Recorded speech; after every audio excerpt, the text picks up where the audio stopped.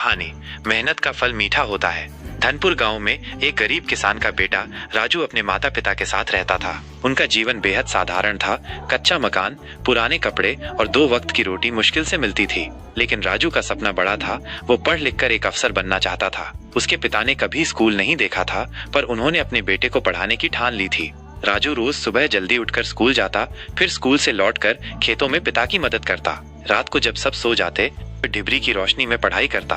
उसके पास न अच्छे कपड़े थे, न ही ज्यादा किताबें, लेकिन उसके पास था सपना और उसे पाने की जिद। गांव में बहुत से लोग राजू का मजाक उड़ाते। कुछ कहते, पढ़ लिख कर क्या करेगा, आखिरकार खेती ही करनी पड़ेगी। कुछ लोग तो उसे ये तक कह देते, इतनी मेहनत क्यों करता है, किस्मत से कुछ नहीं बदलता। लेकिन राजू इन बातों को अनसुना कर देता। उसे अपने माता पिता की मेहनत दिखती थी और वह जानता था कि अगर वह सफल हुआ तो उनका जीवन भी सुधर सकता है। वक्त बीतता गया। राजू ने गांव के स्कूल से 10वीं और फिर 12वीं की परीक्षा अच्छे अंकों से पास की। उसके बाद वो शहर गया और वहां मेहनत करके प्रतियोगी परीक्षाओं की तैयारी करने लगा। कई बार वो असफल हुआ, लेकिन उसने हार नहीं मानी। दिन रात की कड़ी मेहनत और आत्मविश्वास के दम पर आखिरकार एक दिन उसने एक बड़ी सरकारी परीक्षा पास कर ली।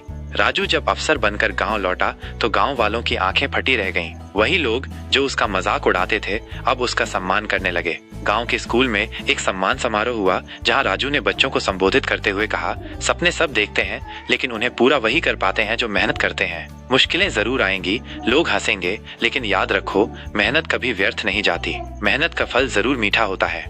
राजू के माता पिता की आंखों में आंसू थे, लेकिन ये आंसू खुशी और गर्व के थे।